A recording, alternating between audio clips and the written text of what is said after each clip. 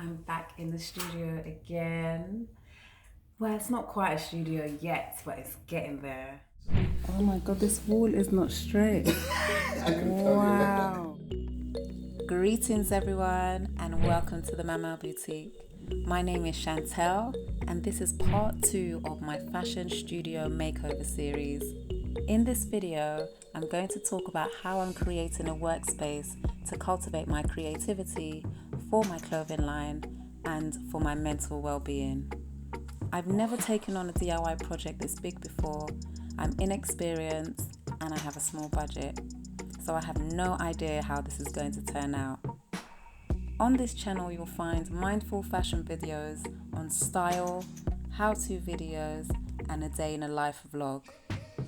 If you're interested in these types of videos, click the subscribe button below, and if you like this video, click the thumbs up button. Because I'm inexperienced, I called a family friend with experience in the building trade to help me fix the space and complete the hard jobs I just can't do.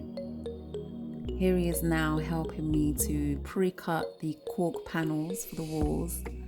And I chose to put cork on the walls because the space is cold and the walls are really cold to the touch. The walls are insulated, but there's no central heating. Cork is a natural insulator with high thermal properties and it helps to keep the heat in the room. So this is a perfect choice, I think. And because I love natural materials, I think it's going to be a good fit. I really hope so anyway, because I've never actually used cork before like this. This is going to be a learning curve for me. I really regretted buying this Evo stick adhesive glue because this stuff is extremely toxic. It's really, really bad.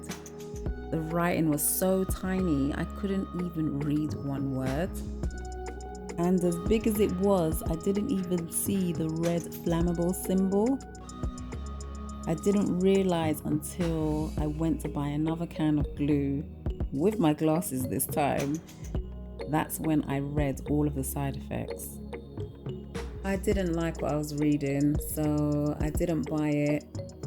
And I decided to go home, do a bit of research to find a non-toxic contact adhesive.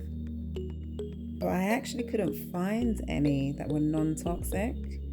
However, I did find an alternative called Wacko, and it's a contact adhesive specifically for cork. It's a German company. It's easy to apply, and when it dries rubbery, so you can actually rub away any small spills. So it was actually a good alternative. The smell wasn't as bad, it didn't smell as bad, so that was good, and it didn't take that long to dry. It was a little bit longer than Evo stick, but not too long. And this is it, the cork wall. The first cork wall is up, and I must say I really, really, really like it. Once the cork wall was up, he was able to start on the folding table. So here he is chiseling away at the wooden batten that he attached to the joist behind the plasterboard. And that was done because we found the position of the joist before putting up the cork wall and marking it with a temporary nail. The chiseled section is so we can place the hinges there so the table can fold. The batten is very secure now it's attached to the joist. And the tabletop is MDF, which I got pre-cut to my size for free at B&Q.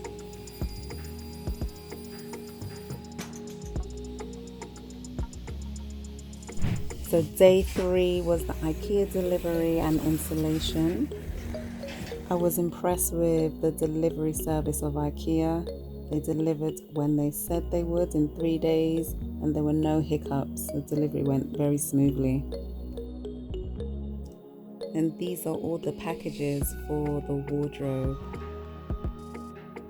But before he could assemble the wardrobe, I wanted to attach foil insulation to the walls and the wardrobe, giving a double layer of insulation, so that would help with the cold room and keep the heat in. Also, it will slow down the process of black mold forming on the back of the wardrobe. My cousin actually recommended that I do this insulation at the back of the wardrobe, and I'm really glad I did because I can feel the difference already.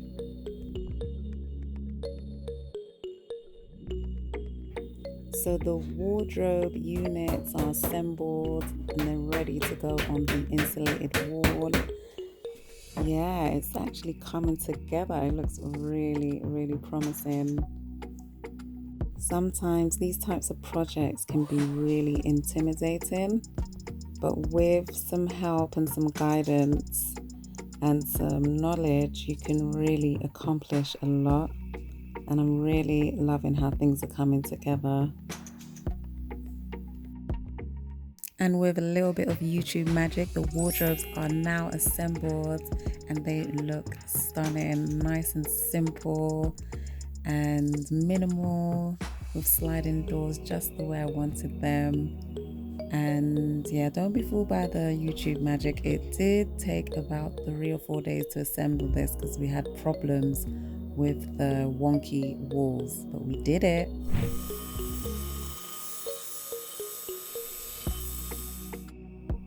Ooh, the table has one leg at the moment. The cutting table is up.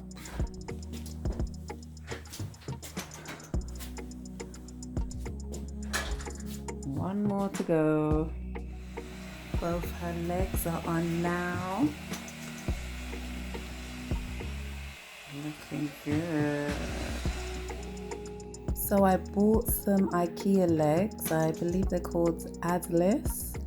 And I actually had to buy 4 legs, even though it looks like 2, because what he did was he used 2 for 1 leg because we needed height. So you can see there's like a seam at the bottom there, a black line where the join is, and that's so we can get a higher table, because this is a cutting table, so I needed it for standing. When I do my cutting of my garments, I need to stand up. So day 9, I attached the second cork wall, and I was on my own.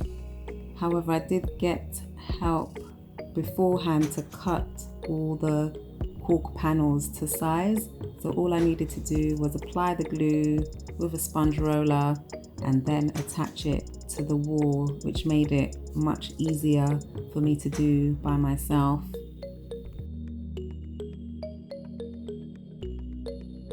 Okay, so it's not quite how I want it because these 2 are not meeting up. So I'm gonna fill this whole space in with some more cork. Hopefully you won't see it. And also here at the plug, just need to fill in here and there as well. Needs filling in. So I'm gonna do that now.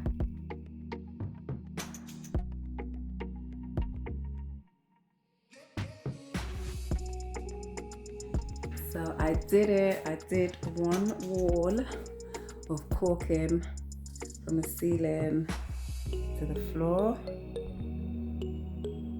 It's looking pretty decent, if I do say so myself. Okay, so I have cleared the space now. It's looking much bigger already. It's all cleared.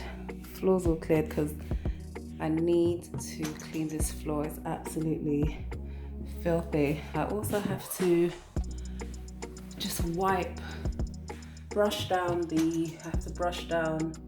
the walls because they've got cobwebs, so they're really filthy. Look how filthy this floor is.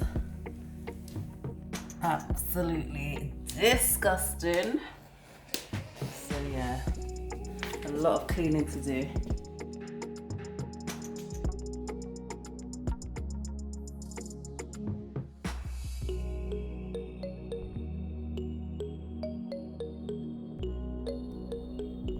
Cleaning is never ending. This is a little bit compared to how much I've swept up before. I hope you have found this video beneficial and it has inspired you to create your own space that you love. Be sure to tune in next time for part 3 and the final episode of this fashion studio makeover series. Until then, look after yourselves and remember to create your unique style.